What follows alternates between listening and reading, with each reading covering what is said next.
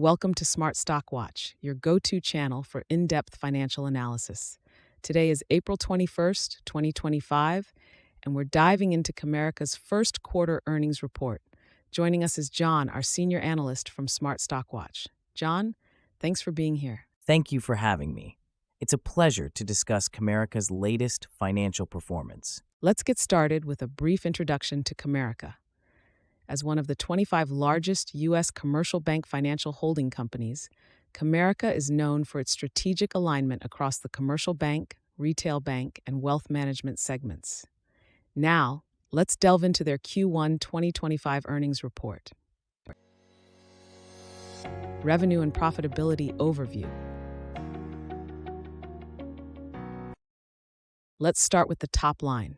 Comerica reported a net income of $172 million for the first quarter of 2025, with an adjusted earnings per share of $1.25. John, how does this compare to expectations? Comerica's adjusted EPS of $1.25 exceeded the analyst's forecast of 144, which was based on a survey of 8 analysts. This beat is attributed to stable net interest income at $575 million and a slight increase in non-interest income to $254 million. The company's proactive deposit pricing strategies and expense discipline played a significant role in this performance. That's impressive. How did their net interest income and non-interest income contribute to this result? Net interest income remained stable, while the net interest margin increased by 12 basis points to 3.18%. Non-interest income saw a $4 million increase, reflecting a recovery from a previous securities repositioning loss. These factors, combined with lower expenses, contributed to the overall profitability growth. Operational efficiencies and future outlook. Moving on to operational efficiencies, Comerica reported non-interest expenses of $584 million. How does this reflect on their operational strategy? Comerica's focus on expense discipline is evident, with a $3 million decrease in non-interest expenses. The efficiency ratio improved slightly to 70.28%, indicating effective cost management. Additionally, their CET1 capital ratio stands at 12.05%, well above their 10% target, showcasing strong capital management. And what about their approach to shareholder returns? Comerica returned $143 million to shareholders through dividends and share repurchases. This includes $93 million in common stock dividends and $50 million in share repurchases, reflecting their commitment to delivering value to shareholders. Credit quality and risk management. Let's discuss credit quality. Comerica reported net charge-offs of $26 million. How does this impact their risk management strategy? Comerica's net charge-offs increased from the previous quarter, but they remain at the low end of their normal range. The allowance for credit losses is stable at $719 million, with a coverage ratio of 1.44% of total loans.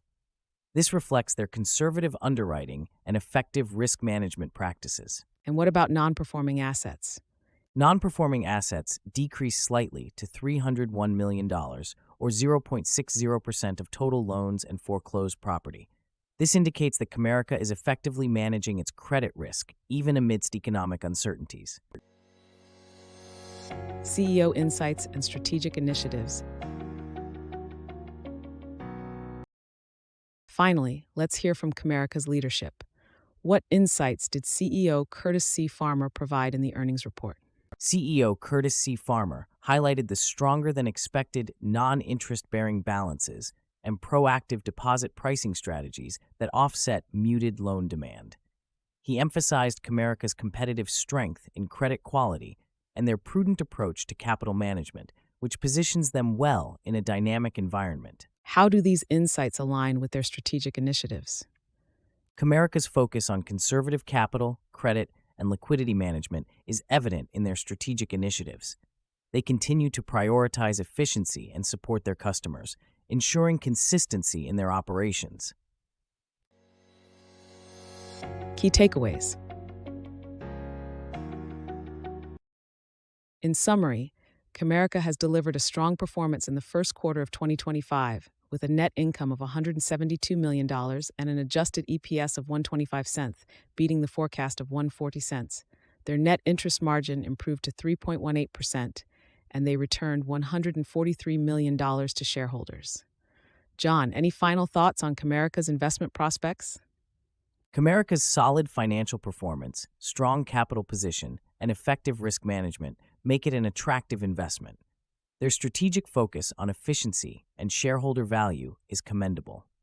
Thank you, John, for your insights, and thank you to our viewers for tuning in. Don't forget to like, share, and subscribe to Smart Stock Watch for more financial analyses. We'd love to hear your thoughts on Comerica's performance in the comments below.